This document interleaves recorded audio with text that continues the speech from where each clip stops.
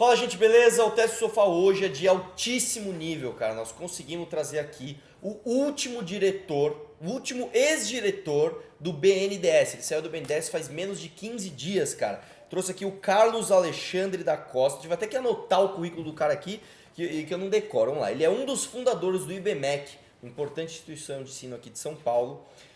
Já trabalhou na JP Morgan, né? JP Morgan. JP é nome de rapper, tipo JP. Aqui é brasileiro raiz, rapaz. E tem uma escola chamada IPL. Então vem pra cá. Posso chamar de Carlos? Por favor. Então vem cá, Carlão. Carlão. Chegou o Carlão do Carlão do Crédito. Carlão do Crédito chegou aí. Falou que vai pôr muito dinheiro no MBL aqui. Teste do Sofá. Né? Para desenvolver a nossa indústria nacional.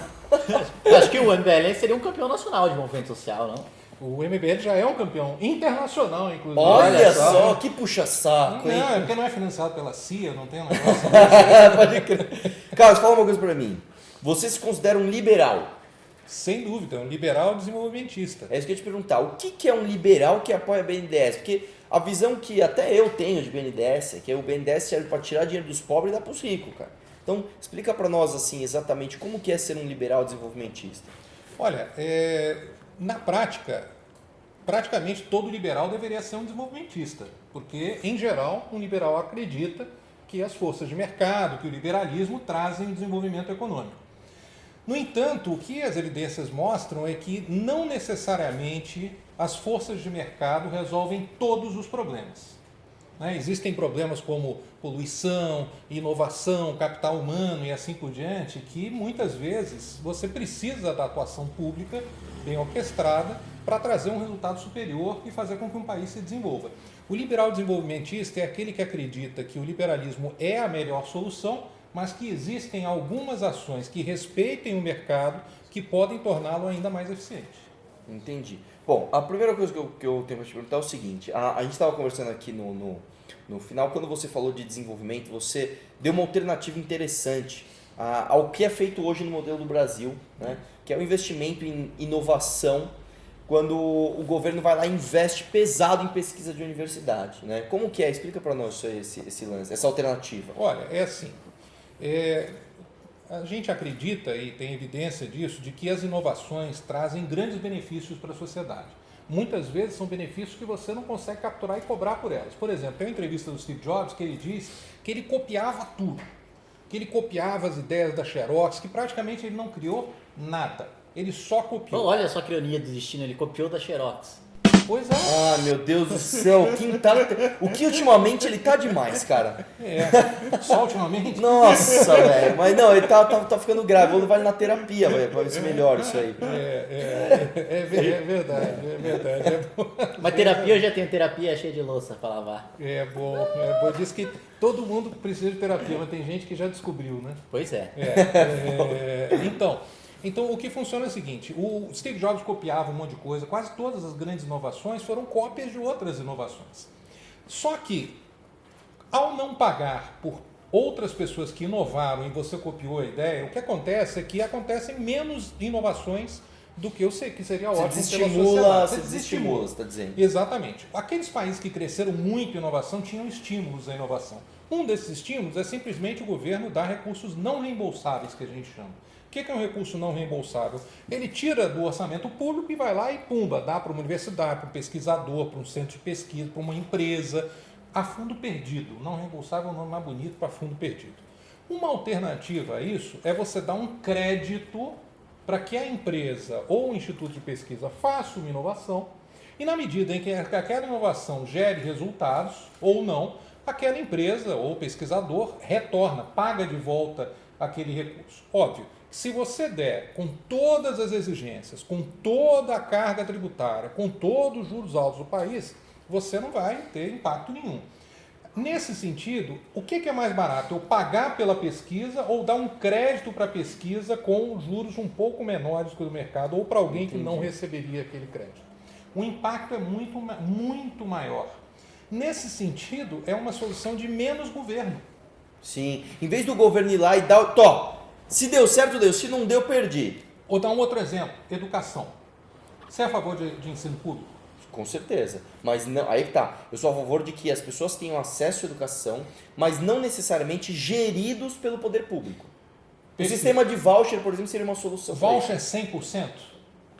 Acho que sim. Por exemplo, você dá um voucher para uma criança, ou para uma família usar para aquela criança ir para a escola. A criança foi para a escola, se formou, está na sociedade, está ganhando dinheiro. Você não acha que ela deveria pagar de volta aquilo que ela recebeu? É uma boa pergunta, cara. O quê? Da escola pública, você diz? Na escola pública. Teoricamente, Ou na escola privada que ela usou o voucher, o dinheiro público da sociedade para cursar aquela Assim, ó, escola. Teoricamente ela pagou imposto É isso que eu e ia ela falar. pagou a Teoricamente, escola. depois que ela vai para a vida laboral, ela vai pagar imposto pro próximo. Perfeito. E aquele que foi para a escola com dinheiro próprio e paga o mesmo imposto? Entendi. Aquela pessoa usufruiu do recurso público. Agora vamos pensar, não, você está pensando talvez em educação fundamental. Pensa em educação superior. Não, educação superior eu sou contra. Nem voucher. Educação superior é que assim, a gente vive um problema tão E grave. crédito. Então, o que eu acho? No Brasil, eu acho que é o seguinte: o primeiro passo seria o seguinte: você tem dinheiro, você paga a mensalidade da sua universidade. Tá. E quem não tem dinheiro continua não pagando. Agora sim, num futuro que você melhore a educação básica, as pessoas tenham realmente a oportunidade de chegar na universidade pública, aí sim eu sou a favor de um programa estilo, eu não sei se eu estou falando besteira, um programa estilo FIES, onde a pessoa tem um crédito, Pronto. usa e depois ela paga. Isso. Depois ela paga de volta. Por quê? Porque tem uma outra pessoa que pode não ter ido à universidade e vai ter que pagar o mesmo imposto que ela. Pode ter uma outra que pode ter pago com o dinheiro do suor dela a universidade e pode ter aquela que recebeu o recurso público. Nada mais justo do que aquela pessoa pagar de volta, porque em comparação com outras ela recebeu mais recursos públicos. Nesse sentido, o crédito é uma solução muito mais próxima de uma solução liberal para um problema público. Sim. Aí você vai pensando em várias outras coisas. Por exemplo, um empreendimento turístico. O turismo, vocês sabem quanto o turismo representa do PIB mundial? Esse é o mundo do futuro, 10% do PIB mundial. 10% do PIB mundial é turismo. Ó, tá vendo? Você que bulina o seu coleguinha que faz faculdade de turismo, falando que ele não aprende nada, 10% do PIB mundial. Pois é. Eu não tinha a menor ideia, cara. Eu chutaria uns 2. Pois é, cara. E olha, economia criativa, aí você vai pensando, design, moda, está aumentando muito o valor. 90% do valor da S&P 500, as 500 maiores empresas dos Estados Unidos, é intangível. Não é capital, mesa e tal. São ideias. Tá, tudo bem. Aí você fala, turismo. O governo pode chegar lá e dizer o seguinte: eu vou fazer um empreendimento turístico público, que nem Cuba.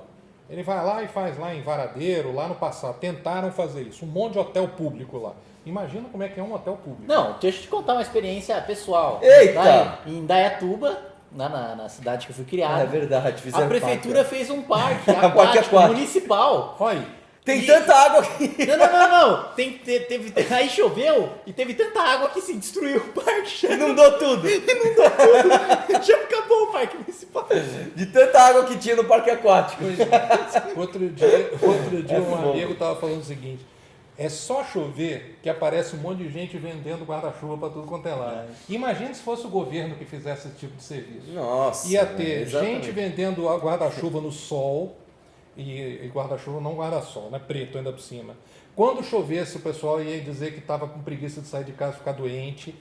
Nada ia funcionar. Exatamente. Nada ia funcionar. Bom, mas voltando à questão do empreendimento turístico, ao caso lá do de Indaiatuba, né?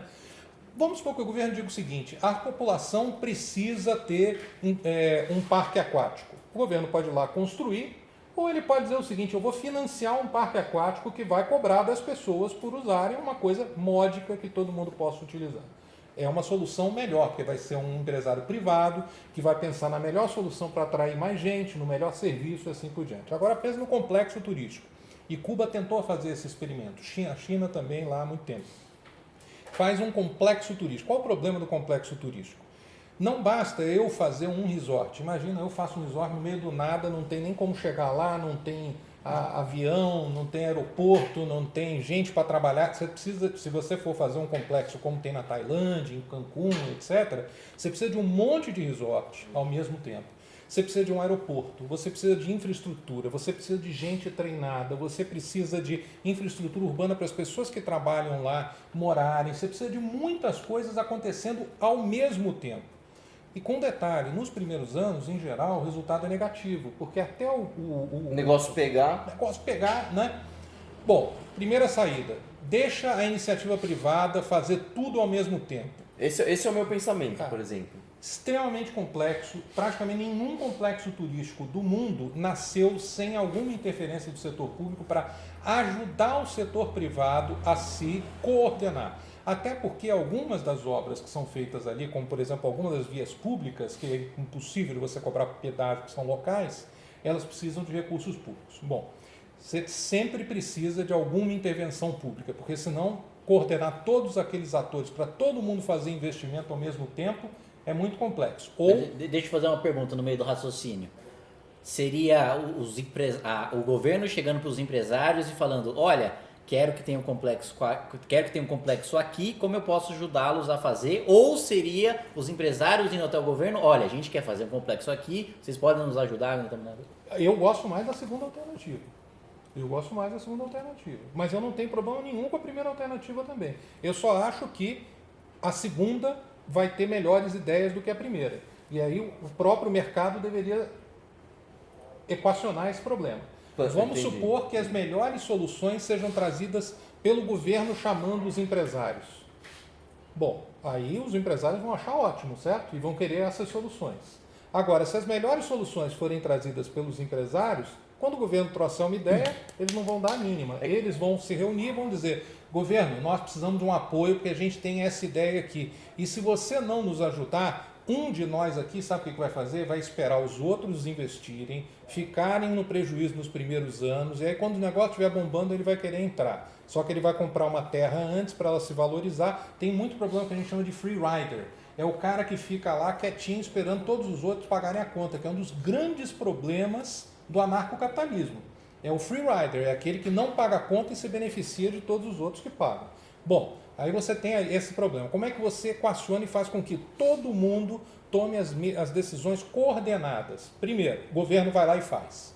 A gente sabe, acontece o fenômeno da que aliás é uma cidade maravilhosa. Parque aquático com muita água, Por conta do setor privado, inclusive, tem muitos empreendimentos privados lá interessantes. Bom, segundo, o governo diz o que cada um tem que fazer. Dirigismo não dá certo. Arrogância fatal. Arrogância fatal. É o governo achar, ou os iluminados acharem que entendem mais do que o próprio mercado. Isso eu também não acredito.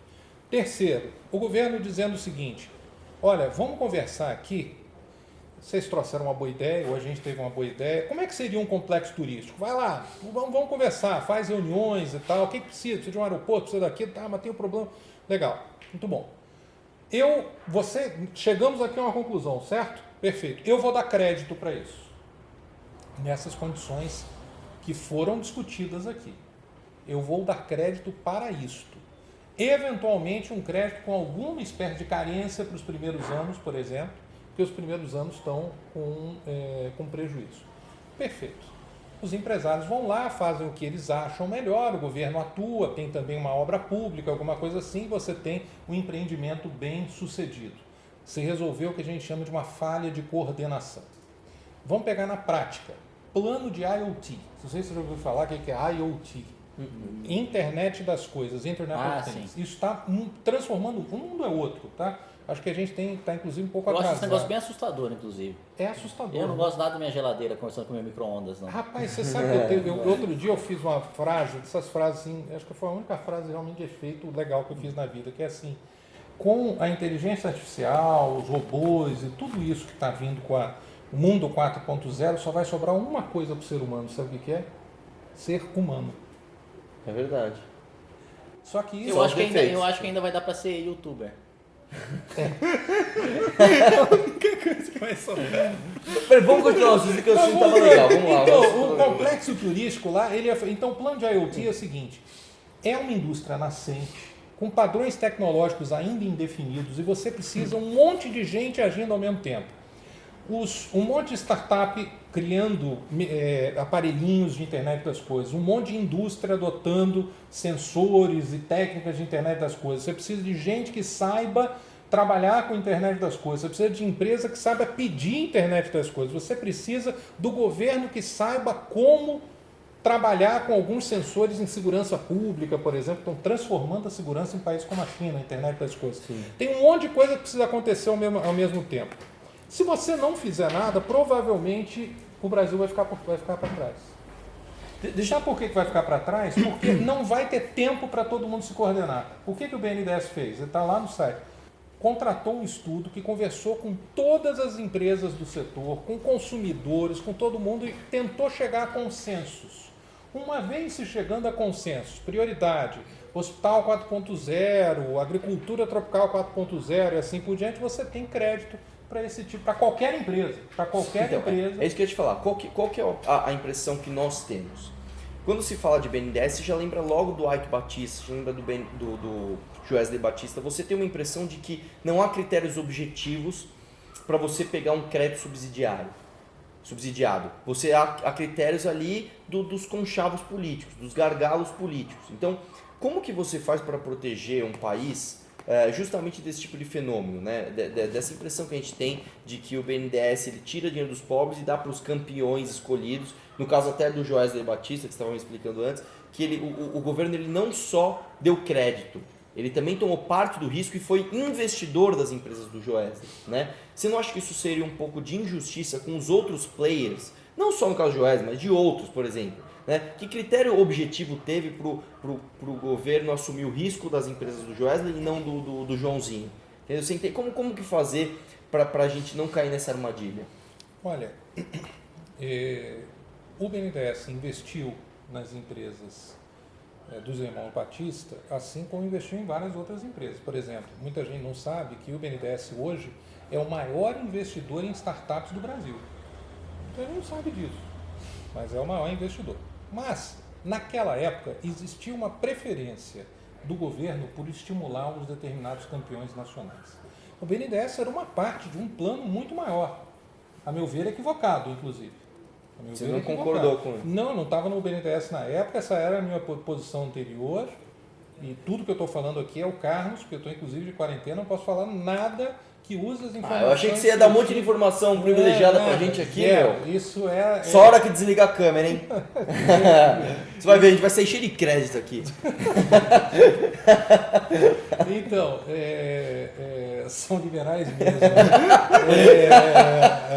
Eu tinha um professor que dizia, eu não sei o que é um monopólio público não, mas se alguém encontrar um, eu quero para mim. Então, a operação equivocada. A operação equivocada. Mas de tudo o que aconteceu, veja tudo que está acontecendo aí.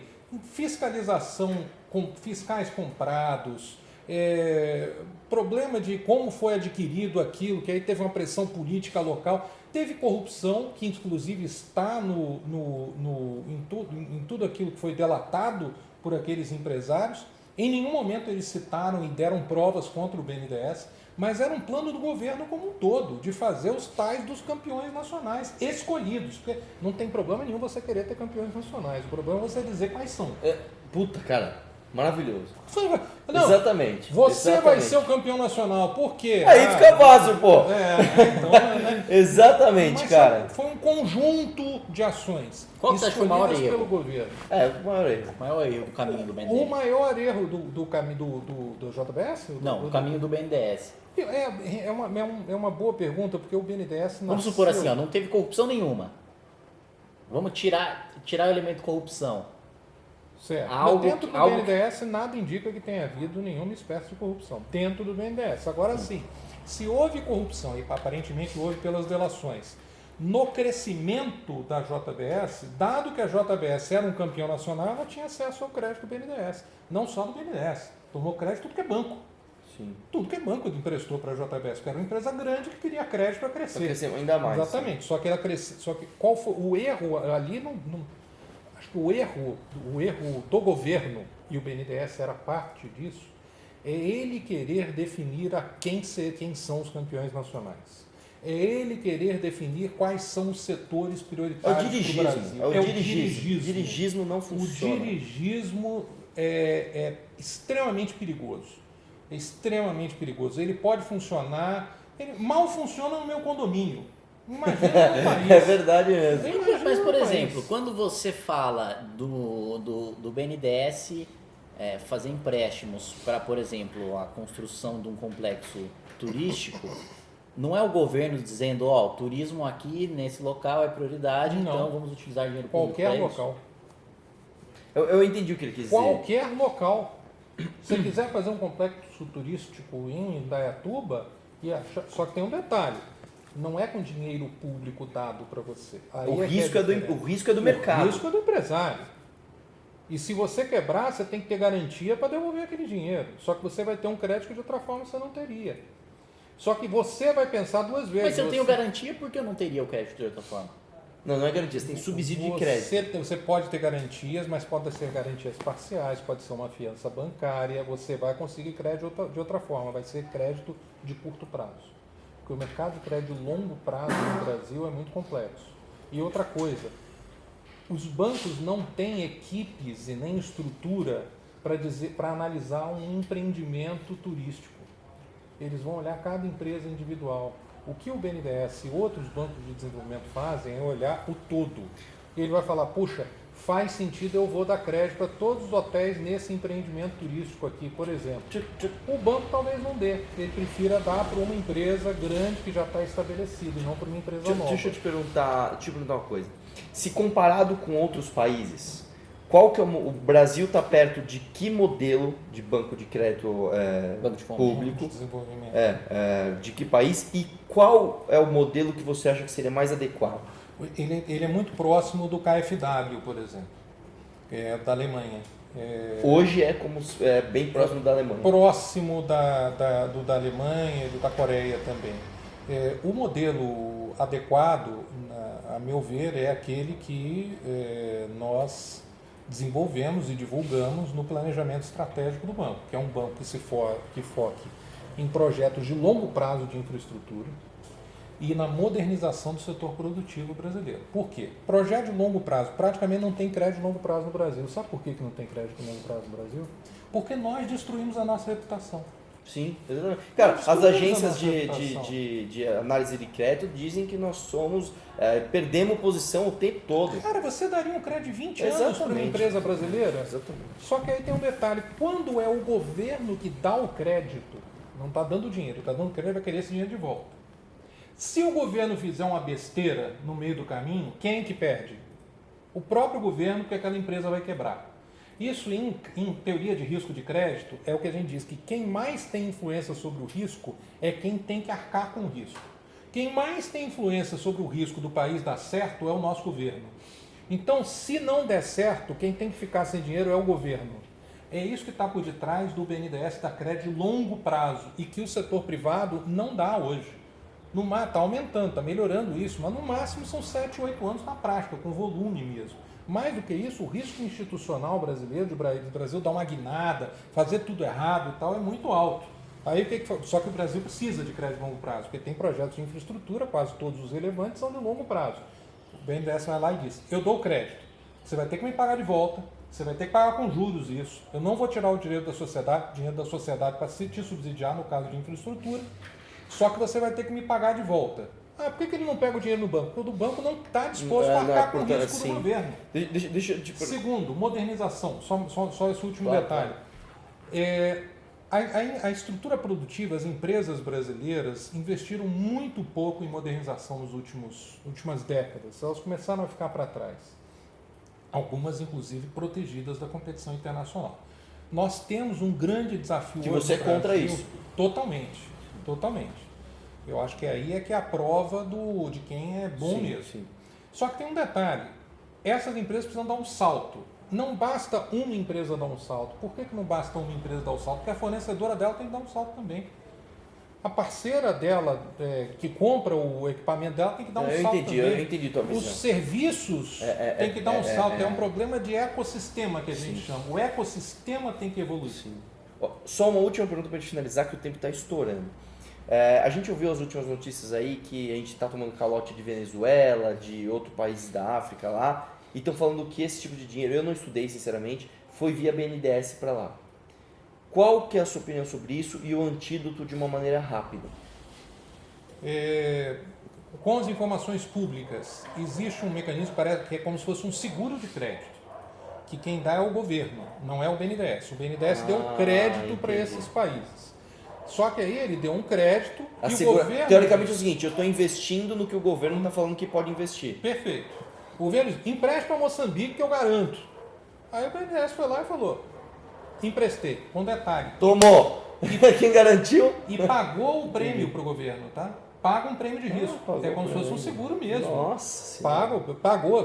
Todo ano que não teve calote, o governo ganhou o prêmio como se fosse um seguro. Ganhou esse dinheirinho, tá lá. Aí, Moçambique, Venezuela, atrasaram os pagamentos. O que o BNDES falou? Escuta, não está me pagando, me paga você, porque eu paguei esse seguro. Sim. Agora, quando eles voltarem a pagar, o governo se ressarce desse valor. Sim. A grande pergunta que fica no ar é se o governo deveria ter garantido ou não aqueles. Sim. Mas isso não foi uma decisão do BNDES, foi uma decisão do política. governo. Cara, foi um prazer.